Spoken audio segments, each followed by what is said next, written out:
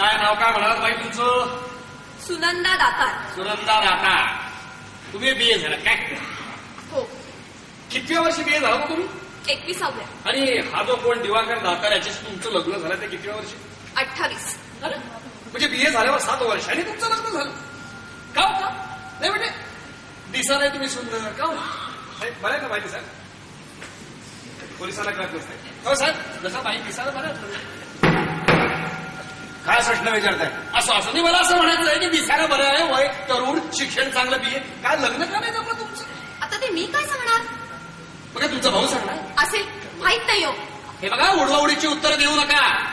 कोर्टामध्ये देवाची शपथ घेऊन साक्ष देते तुम्ही नाही का साहेब? बाईने काय नीट उत्तर द्यायला सांगितलं. तेव्हा बाई विचारलेल्या प्रश्नांची नीट उत्तर दे. चांगले ते सांगितलं तर बाई तुमचं कुठल्याही मार्गाने लग्न जमेना म्हणून तुम्ही त्या गंगूताई घोटाळ्याच्या व्यवहार संस्थेमध्ये नाव नोंदवायला गेलात. पेपरमध्ये जाहिराती दिल्यात बरोबर? नाही नाही, आम्ही काही नाव नाही नोंदवलं. त्यांच्या संस्थेची माहिती आली होती स्त्री मासिकात आणि त्याला उत्तर म्हणून भावानी पत्र पाठवलं होतं. अहो याचा अर्थ तोच होतो ना. आणि कुठल्याही मार्गाने तुमचं लग्न जमेना म्हणून तुम्हाला त्या गंगूताई घोटाळ्याच्या विवाह संस्थेच्या पांजरपोळाचा आसरा घ्यावा लागला आणि तिथे तुम्हाला दिवाकर दातार नावाचं हे जनावर सापडलं बरोबर? तुम्हीच हे बोलताय. ठीक आहे. मी बोलतोय मी तू बोलणारच कारण तुम्ही जो म्हणता तो दिवाकर दातार मी नव्हेच. आणि प्राण जाईपर्यंत मी हेच म्हणत राहील की मला धोका देणारा दिवाकर दातार हे तुम्हीच आहात. कशाला मोठ्याला ओरडताय बाई? हो अजून पुष्कळ प्रश्न विचारायचे मला. उगा शक्ती खर्च करू नका. काय बोलताय? मला सांगा हा जो कोण दिवाकर दातार असे तुम्ही लग्न केलं म्हणताय काय काय काय तुमचं नाव काय म्हणत नाही? काय सुनंदा दातार. हा सुनंदाबाई. सॉरी सुनंदाबाई. मला सांगा या दिवाकराबरोबर तुम्ही लग्नाआधी किती वेळा भेटला होता?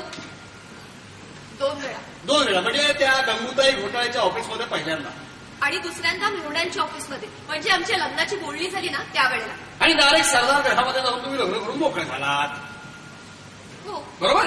हो. मला सांगा लग्नाआधी या दिवाकराबरोबर तुम्ही कुठे नाटकाला सिनेमाला वगैरे गेला होता? नाही. नाही. अरे ज्याबरोबर आपण लग्न करतोय त्याचा स्वभाव काय, त्याच्या आवडीनिवडी काय, त्याचे नातेवाईक, त्याचा धर्म, त्याच्याबद्दल काही तुम्हाला जाणून घेण्याची इच्छा नाही झाली? अहो तेवढा वेळच नव्हता. अच्छा महिना तेवढा वेळच नव्हता. बरं तुम्ही दाते आणि ते दाता म्हणजे तुमचं गोत्र एकच हे तरी लक्षात आलं होतं का? नसेलच कारण महिना तेवढा वेळच नव्हता. शिवाय आधुनिकडे लग्नाची घाई झालेली. बरं सांगा हा खरोखर कोकणातला गुहागरचा आहे का? त्याचे नातेवाईक किती आहे का? याच्याबद्दल काही चौकशी केली होती का? नसेलच कारण महिना तेवढा वेळच नव्हता. बरं सांगतो का 1100 रुपये पगाराची नोकरी त्याला बँगलोरला आहे का? त्याचं ऑफिस तिथे आहे का? याबद्दल काही चौकशी केली होती का? नसेलच कारण महिना तेवढा वेळच नव्हता. नाही नाही, ह्याची चौकशी केली होती आम्ही. केली होती का? कोणाकडे? गंगूताई घोटाळे त्यांच्याजवळ. मोठीच लायक पाहिजे. गंगूताई घोटाळ्याला तुम्ही विचारलं काय हो याला 1100 रुपये पगाराची नोकरी आहे का? पण त्यांनी सांगितलं हो. हे म्हणजे कसं हा भट्टीवाल्याला पोलीस साक्षर आहे का? काय तुमचा विश्वास बसला त्या बाईमध्ये? हो. हा मला सांगा समजा मी आता असं म्हणलो की मी मोरारजी देसाईचा मुलगा आहे, तुम्हाला पटेल? जगात एवढी हलकट माणसं असतात हे माहित नव्हतं मला. अजून तरी कुठे माहितीये? जगामध्ये यापेक्षाही हलकर माणसं असतात का साहेब? तुम्ही फक्त उलट तपासणी घ्या. तुमची मतं कोर्टाला ऐकायची नाही. ठीक आहे साहेब. मला सांगा सुनंदाबाई तर ज्या माणसाबरोबर तुम्ही फक्त 2दा भेटला होता एका असा रस्त्यावरच्या अनोळखी वाटसरूच्या गळ्यात तुम्ही आम्हाला धरून मोकळे झालात वर 10,000 रुपये हुंडा त्याच्या घशामध्ये कोंबलात एवढं लग्नाची घिसाडघाई करण्याचं कारण काय होतं तुम्हाला? अहो माझ्या वडिलांची प्रकृती बरी नव्हती आणि ते असेपर्यंत आमचं लग्न व्हावं अशी त्यांची शेवटची इच्छा होती ना. अहो पण वडिलांची प्रकृती बिघडण्याचं कारण तुम्हीच होता. मी कशी काय? कशी काय? कॉलेजमध्ये तुम्ही पोरांबरोबर जे काय तमाशे ते काय लफडे गेले नाही. तुमच्या बापाला समजले मुळीच आणि बिचारानं हाय खाली आणि अंतरून धरलं की हो अहो एक अक्षरही करत तुम्हाला नाही. वेळ लागला नव्हता सुनंदाबाई. ते दिवाकर दाताच्या घशामध्ये हुंडा कोंबायला तुम्हाला लग्न करणं भाग पडलं. तुमच्यासाठी दिवाकरासाठीच आहे. माझ्यासाठी हो. हुंडा दिला नसता तर काय झालं असतं? माझं लग्न मोडलं असतं. याहून जास्त काय झालं असतं? याहून जास्त काय झालं असतं?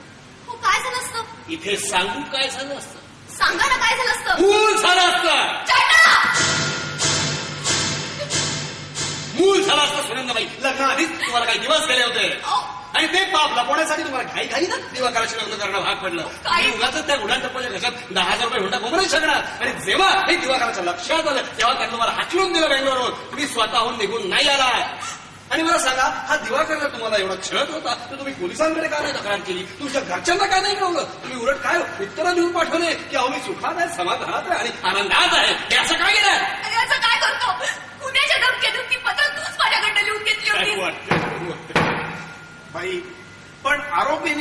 जर एवढा छळ चालवला होता तर ही गोष्ट तुम्ही पोलिसांमध्ये वेळीच का नाही कळवली? अहो कशी कळवणार हो? माझे वडील वारले होते, भाऊ भाड्याच्या घरात राहत होता आणि आरोपीच्या आयुष्यात एक एक भयानक प्रसंग रोज माझ्यासमोर येत होते. काय करावं ते मला कळत नव्हतं, जगावं की मरावं हेच कळत नव्हतं. मला ती वेळ लागायची पाळी आली होती हो. तेच म्हणतोय, अजूनही तुमचं डोकं ठिकाणावर आलेलं नाही. त्या वेडाच्या बाळात तुम्ही समोर दिसेल त्याला तुमचा नवरा म्हणताय. हो, मी तुमचा नवरा दिवाकर राहणार नसून मी निपाणीचा तंबाखूचा व्यापारी लखवा लोखंड आहे. नाही नाही नाही, नारादऱ्याची सोंग घेऊन सगळ्यांना फसवणारा तूच दिवाकर जातायस, तूच कॅप्टन अशोक परांजपे, तूच दाजी शास्त्री आणि तूच रेव्हरंड जॉनी वॉकर. तुम्ही किती जरी रडून काही जरी म्हणाल नाही तरी तो मी नव्हे. बाई तुम्ही जाऊ शकता. नेक्स्ट.